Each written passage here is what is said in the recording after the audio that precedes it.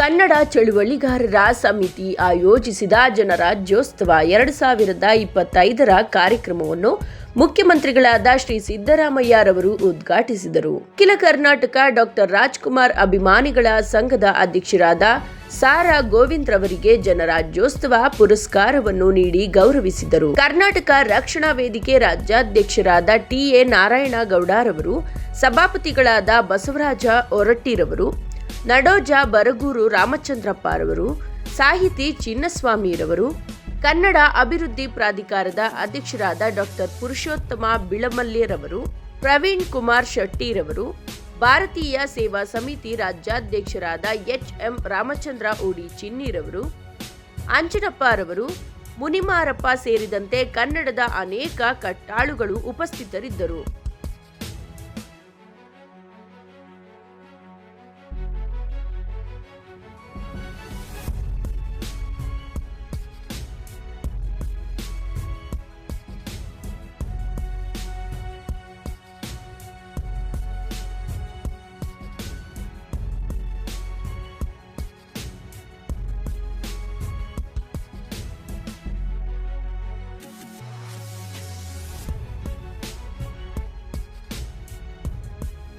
ಅದ್ದೂರಿ ಕಾರ್ಯಕ್ರಮ ಅನ್ನೋದಕ್ಕಿಂತ ಸಮ್ಮಿಲನ ಕಾರ್ಯಕ್ರಮ ಅಂತಲೇ ಹೇಳ್ಬೋದು.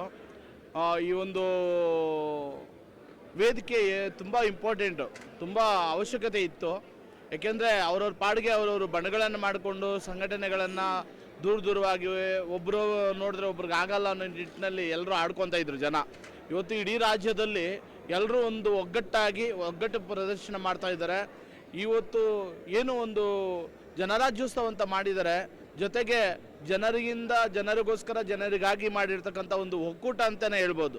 ಹಾಗಾಗಿ ಇವತ್ತೇನು ಇಡೀ ಕರ್ನಾಟಕ ರಾಜ್ಯದ ಎಲ್ಲ ಸಂಘಟನೆಗಳು, ಕನ್ನಡ ಪರ ಸಂಘಟನೆಗಳು, ದಲಿತ ಪರ ಸಂಘಟನೆಗಳು, ರೈತ ಪರ ಸಂಘಟನೆಗಳು, ಇನ್ನಿತರ ಎಲ್ಲ ರೀತಿಯ ಸಂಘಟನೆಗಳು ಒಟ್ಟಾಗಿ ತಗೊಂಡು ಇವತ್ತು ಒಂದು ಒಗ್ಗಟ್ಟಿನ ಪ್ರದರ್ಶನ ಮಾಡ್ತಾ ಇದ್ದಾರೆ.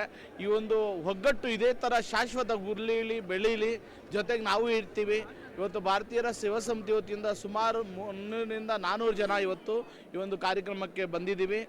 ಈ ಒಂದು ಕಾರ್ಯಕ್ರಮ ಯಶಸ್ವಿ ಬೇಕು ಅನ್ನೋ ಉದ್ದೇಶದಿಂದ ಮೂಲನಿವಾಟಿ ಅಂಬೇಡ್ಕರ್ ಸಂಘ ಹಾಗೂ ನಮ್ಮ ಭೀಮ್ ಸೇವಾ ಸಮಿತಿ ಹಲವಾರು ರಾಜ್ಯಾಧ್ಯಕ್ಷರುಗಳು ಬಂದಿದ್ದರು.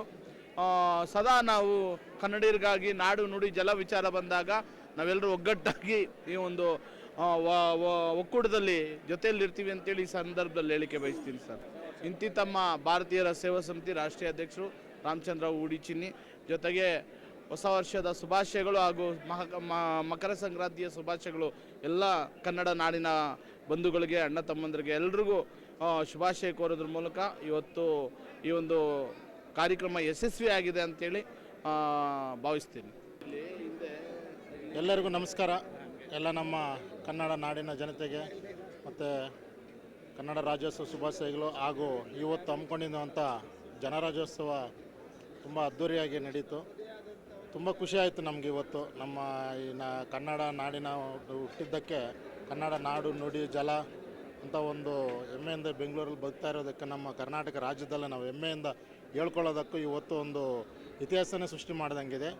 ಈ ಒಂದು ಇದಕ್ಕೆ ನಮ್ಮ ಎಲ್ಲ ಸಂಘಟನೆಗಾರರು ಎಲ್ಲ ಒಂದು ವೇದಿಕೆಯಲ್ಲಿ ನಮ್ಮ ಒಂದು ಭಾರತೀಯ ಸೇವಾ ಸಮಿತಿ ಅಂತ ಒಂದು ನಮ್ಮ ರಾಷ್ಟ್ರೀಯ ಅಧ್ಯಕ್ಷರು ಉಡಿ ಚಿನ್ನಣ್ಣ ಅವರು ಎಲ್ಲ ಧರ್ಮದವ್ರನ್ನೂ ಒಂದೇ ವೇದಿಕೆಯಲ್ಲಿ ಸರ್ವಧರ್ಮಗಳು ಒಂದೇ ಸಮಾನತೆ ಅಂತ ಅವರೇ ಅಂತ ಒಂದು ಸಂಘಟನೆಯನ್ನು ಕಟ್ಟಿದ್ರು. ಆ ಒಂದು ಸಂಘಟನೆಯಿಂದ ಇವತ್ತು ಈ ಒಂದು ಒಕ್ಕೂಟಕ್ಕೆ ಆ ಒಂದು ಸಂಘಟನೆಯನ್ನು ಸೇರಿಸ್ಕೊಂಡು ಇವತ್ತು ನಮ್ಮೆಲ್ಲರನ್ನೂ ಈ ಒಂದು ಒಟ್ಟಿಗೆ ಸೇರಿಸ್ಕೊಂಡು ಈ ಜನರಾಜ್ಯೋತ್ಸವ ಅಂತ ಒಂದು ಸಮಾರಂಭದಲ್ಲಿ ಒಂದು ಹಬ್ಬ ಅಂತಲೇ ಸೃಷ್ಟಿಯಾಯಿತು. ತುಂಬ ಖುಷಿಯಾಯಿತು ನಮಗಂತೂ. ಇನ್ನು ಮುಂದಿನ ದಿನಗಳಲ್ಲೂ ಅಷ್ಟೇ ನಮ್ಮ ಕನ್ನಡ ನಾಡು ನುಡಿ ಜಲ ಅಂತ ಏನಿರುತ್ತೋ ನಾವೆಲ್ಲರೂ ಹಿಂಗೆ ಎಲ್ಲರನ್ನೂ ಪ್ರೀತಿ ವಿಶ್ವಾಸದಿಂದ ತಗೊಂಡು ಒಂದೇ ವೇದಿಕೆಯಲ್ಲಿ ಕನ್ನಡ ಅಂಬೆ ಅಂತ ಅಂದ್ಬಿಟ್ಟು ನಾವು ಹಬ್ಬವನ್ನು ಆಚರಿಸ್ಕೊಂಡು ಪ್ರತಿಯೊಂದು ವರ್ಷವೂ ಇದೇ ರೀತಿ ಸಾಗಬೇಕಂತ ನಾನು ಈ ಕನ್ನಡ ನಾಡಿನ ಜನತೆಗೆ ಮತ್ತೊಂದು ಸಲ ಅವರಿಗೆ ಹೃತ್ಪೂರ್ವಕ ಧನ್ಯವಾದಗಳು ಹೇಳ್ತಾ ನನ್ನ ಮಾತುಗಳನ್ನು ವಿರಾಮ ಕೊಡ್ತೀನಿ. ನಮ್ಮ ಹೆಸರು ಆಂಜನಪ್ಪ ಯಾದವ್. ನನ್ನ ಹೆಸರು ಬಿ.ಎಂ. ಮುನಿಮಾರಪ್ಪ ಅಂತೇಳಿ ಮೂಲ ನಿವಾಸಿ ಅಂಬೇಡ್ಕರ್ ಸಂಘದ ರಾಜ್ಯಾಧ್ಯಕ್ಷರು.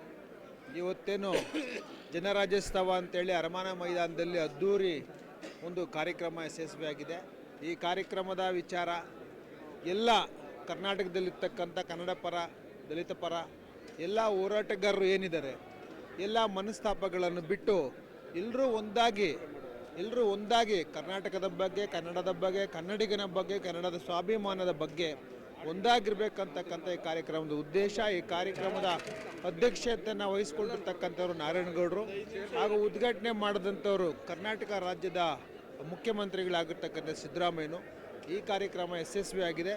ಇದೇ ರೀತಿ ಎಲ್ಲ ಹೋರಾಟಗಾರರು ಒಂದಾಗಿ ಧ್ವನಿ ಎತ್ತಬೇಕು, ಜನಪರ ನಿಲ್ಲಬೇಕು ಅಂತಕ್ಕಂಥ ಉದ್ದೇಶ. ನಮಸ್ತೆ, ಜೈ ಭೀಮ್.